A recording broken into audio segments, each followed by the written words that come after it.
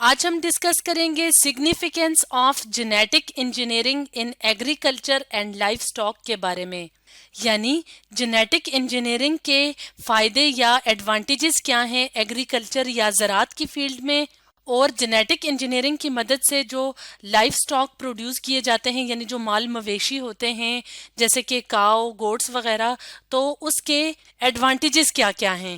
تو سب سے پہلے ہم یہ دیکھ لیتے ہیں کہ جینیٹک انجینئرنگ کسے کہتے ہیں۔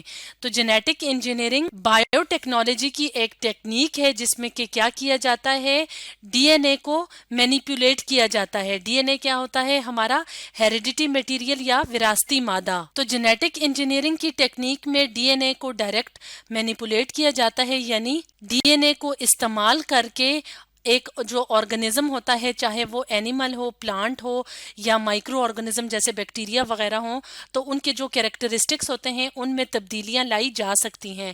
آلٹر کرنا کہتے ہیں تبدیل کرنے کو، اور کیریکٹرسٹکس یعنی فینوٹائپ کسے کہتے ہیں؟ جو کہ آرگنزم کی اپیئرنس ہوتی ہے۔ تو اگر ہم شارٹلی یہ بتائیں کہ جینیٹک انجینئرنگ کا کیا مطلب ہوتا ہے، تو جینیٹک انجینئرنگ میں کسی بھی آرگنزمس کے جو جینیٹک مٹیریل ہوتا ہے اس کو آلٹر کیا جاتا ہے، یعنی اس میں تبدیلیاں کی جاتی ہیں، اور اس کے اندر جین آف انٹرسٹ ڈال کے اس آرگنزم کی جو خصوصیات ہوتی ہیں یا کیریکٹرسٹکس ہوتے ہیں اس کو تبدیل کیا جا سکتا ہے۔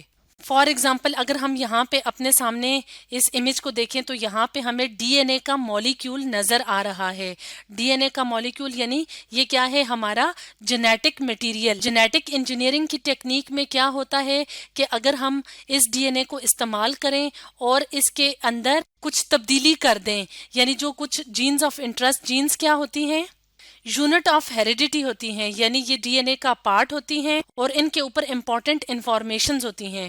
تو اگر ہم کسی اور آرگنزم کے جو جین ہے اس کو یہاں پہ انسرٹ کریں یا یہاں پہ انٹر کریں تو اس آرگنزم کا جو کی اپیئرنس ہے یا اس کے اندر جو خصوصیات ہیں اس میں تبدیلیاں لائی جا سکتی ہیں۔ تو اس ٹیکنیک کو جینیٹک انجینئرنگ کی ٹیکنیک کہا جاتا ہے۔ تو جینیٹک انجینئرنگ کی ٹیکنیک کی مدد سے ایگریکلچر اور لائف سٹاک کی فیلڈ میں کافی زیادہ تبدیلیاں کی گئی ہیں، اور ان تبدیلیوں کی وجہ سے جو کراپس ہمیں حاصل ہوتی ہیں، جو ایگریکلچرل کراپس ہوتی ہیں جیسے کہ ویٹ اور میز وغیرہ، اس کے علاوہ جو لائف سٹاک کی اگر ہم بات کریں جیسے کہ کاؤز وغیرہ، تو ان کے جو خصوصیات ہیں اس میں بہت زیادہ بہتر تبدیلیاں لائی گئی ہیں، یعنی بہتری لائی گئی ہے۔ تو ہم ون بائی ون کر کے جینیٹک انجینئرنگ کے سگنیفیکینس یا ایڈوانٹیجز کو دیکھیں گے۔ پلانٹس یا کراپس کے کیس میں بھی، یعنی مختلف فصلوں میں کیا اچھی تبدیلیاں آئی ہیں۔ اس کے علاوہ اینیملز یعنی جو لائف سٹاک ہوتے ہیں، جو مال مویشی ہوتے ہیں، ان میں بھی جو اچھی خصوصیات لائی گئی ہیں جینیٹک انجینئرنگ کی مدد سے، تو اس کو بھی ڈسکس کرتے ہیں۔ سب سے پہلے ہم بات کرتے ہیں کراپس کی۔ تو جینیٹک انجینئرنگ کی مدد سے جو کراپس پروڈیوس کی جاتی ہیں یا پیدا کی جاتی ہیں تو وہ ہائی ییلڈنگ کراپس ہوتی ہیں، یعنی ان کی جو پیداوار ہے وہ زیادہ ہے عام فصلوں کے یا عام کراپس کے نتیجے کے کمپیریزن میں۔ سب سے پہلے اگر ہم سگنیفیکینس کی بات کریں یا ایڈوانٹیج کی بات کریں جو کہ کراپس کے کیس میں جینیٹک انجینئرنگ نے دیے ہیں، تو وہ یہ ہیں کہ کراپس کی جو پیداوار ہے وہ عام کراپس کے مقابلے میں زیادہ ہے، یعنی مختلف قسم کی جو کراپس ہوتی ہیں اس سے ہم جو مختلف قسم کے پروڈکٹس وغیرہ حاصل کرتے ہیں۔ فار ایگزامپل یہاں پہ اگر ہم اس امیج میں دیکھیں تو یہاں پہ ہمیں جینیٹیکلی موڈیفائڈ کراپس نظر آ رہی ہیں، جیسے کہ ٹومیٹوز ہیں۔ جینیٹیکلی موڈیفائڈ کو جی ایم بھی کہا جاتا ہے، یعنی جو جی ایم اوز یا جی ایم کراپس ہیں تو وہ پیداوار کے لحاظ سے عام کراپس کے مقابلے میں زیادہ بہتر ہوتی ہیں، یعنی ان کی پیداوار زیادہ ہوتی ہے۔ اس کے علاوہ اس طرح کی جو فصلیں ہوتی ہیں، یعنی جن فصلوں سے اس طرح کے جو پروڈکٹس حاصل کی جاتی ہیں، تو ان فصلوں کے اوپر پیسٹی سائڈز کی بھی ضرورت عام فصلوں کے مقابلے میں کم ہوتی ہے۔ اور اس کی وجہ کیا ہوتی ہے؟ اس کی وجہ یہ ہوتی ہے کہ ان فصلوں کے اندر کچھ اس طرح کا جینیٹک مٹیریل یا ڈی این اے انسرٹ کیا جاتا ہے یا انٹروڈیوس کیا جاتا ہے جس کی مدد سے ان پلانٹس کے اوپر ڈیزیز لگنے کے چانسز کم ہوتے ہیں، یا ان پلانٹس کو پیسٹی سائڈز یعنی جو کیڑے مار دار ادویات ہوتی ہیں ان کی کم ضرورت پڑتی ہے. تو اس طرح سے جو فارمرز ہوتے ہیں، جو کسان ہوتے ہیں، ان کے جو پیسے ہیں ان کی بھی بچت ہو جاتی ہے. اس کے علاوہ پیداوار بھی پھر زیادہ ہو جاتی ہے. اور اگر ہم غذائی اعتبار سے دیکھیں تو غذائی اعتبار سے بھی یہ جو جی ایم کراپس ہوتی ہیں یعنی جینیٹیکلی موڈیفائڈ کراپس ہوتی ہیں تو ان کے اندر نیوٹریشنل جو ویلیو ہے یعنی جو غذائی اجزاء ہیں تو وہ زیادہ ہوتے ہیں اور بہتر ہوتے ہیں. اس کے علاوہ ایک اور سگنیفیکنس یا ایڈوانٹیج کی بات کریں تو کچھ کراپس ایسی ہوتی ہیں یعنی کچھ جی ایم کراپس یا جینیٹیکلی موڈیفائڈ کراپس ایسی ہوتی ہیں جو کہ جینیٹک انجینئرنگ کی مدد سے میڈیسنل ویلیوز رکھتی ہیں، یعنی میڈیسنز میں یا ہیلتھ کی فیلڈ میں اس طرح کی کراپس کو استعمال کیا جاتا ہے.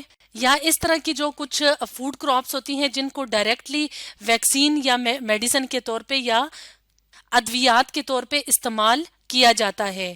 تو یہاں پہ ہم اگزامپل کے طور پہ جس میڈیسنل فوڈ کی بات کریں گے وہ ہے رائس، اور اس رائس کی ویرائٹی کا نام ہے گولڈن رائس، یعنی وہ اس طرح دیکھنے میں سنہری سے نظر آتے ہیں. تو گولڈن رائس کیا ہے؟ جینیٹیکلی موڈیفائڈ رائس ہیں جو کہ جینیٹک انجینئرنگ کی مدد سے پیدا کیے گئے ہیں اور یہ رچ ہوتے ہیں، یعنی ان کے اندر بیٹا کیروٹین بہت زیادہ پائی جاتی ہے، جو کہ عام طور پہ جو نارمل رائس ہوتے ہیں ان میں بیٹا کیروٹین پروڈیوس نہیں ہوتی.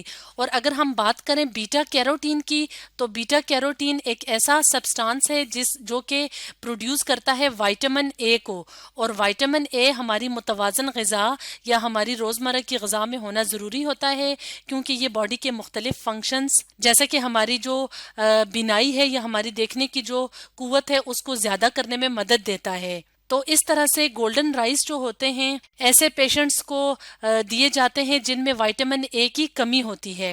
تو اس طرح سے جینیٹک انجینئرنگ کی مدد سے کچھ کراپس تیار کی جاتی ہیں جو کہ ڈائریکٹلی ویکسین یا میڈیسن کا کام کرتی ہیں.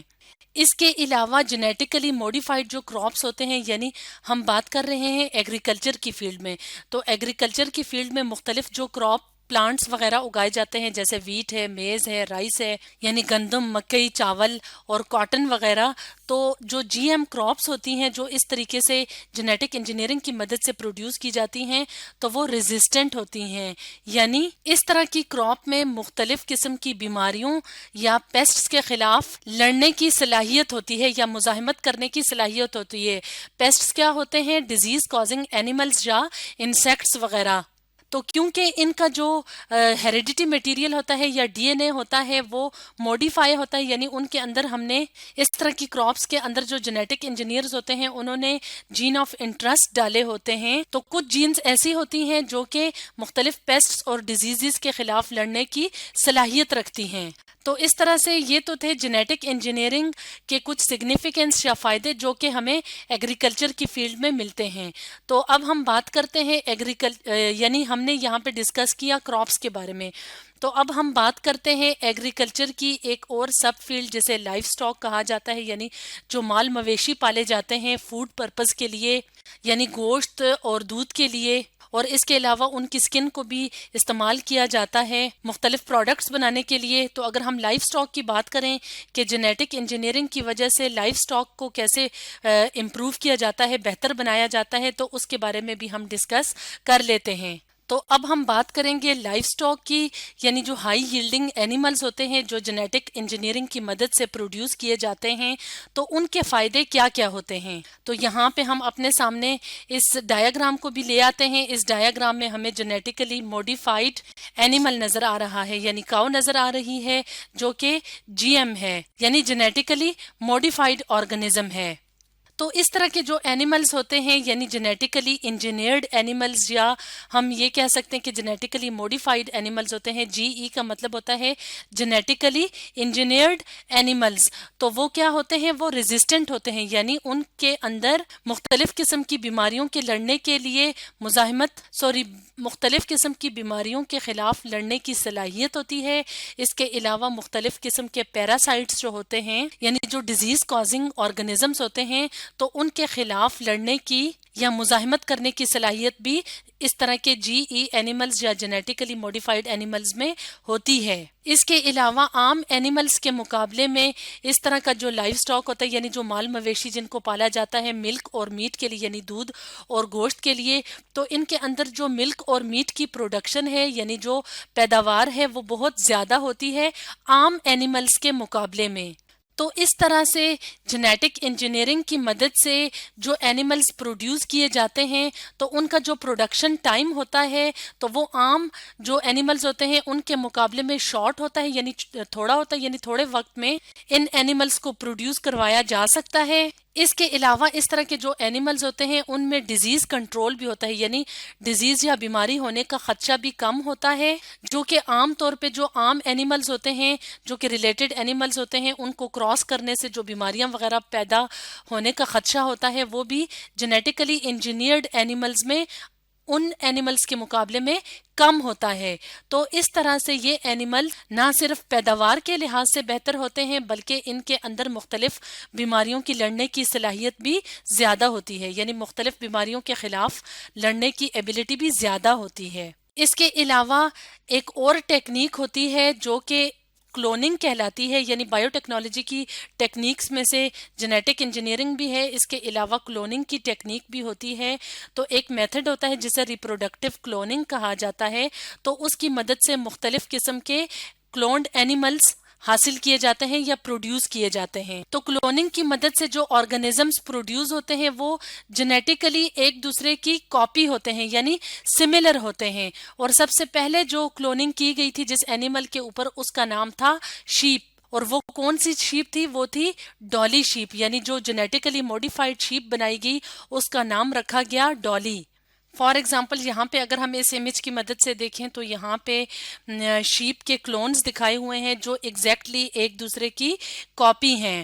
تو اس طرح سے بائیو ٹیکنالوجی میں جینیٹک انجینئرنگ اور کلوننگ کی مدد سے ہائی ییلڈنگ اینیملز کو پروڈیوس کروایا جاتا ہے، اور اس کے کافی زیادہ سگنیفیکنس ہوتے ہیں، یعنی جہاں پہ ان کے کچھ ایتھیکل ایشوز ہیں یا نقصانات ہیں وہاں پہ ان کے سگنیفیکنس یا ایڈوانٹیجز بھی بہت زیادہ ہیں۔ تو آج ہم نے پڑھا significance of genetic engineering in agriculture and life stock کے بارے میں۔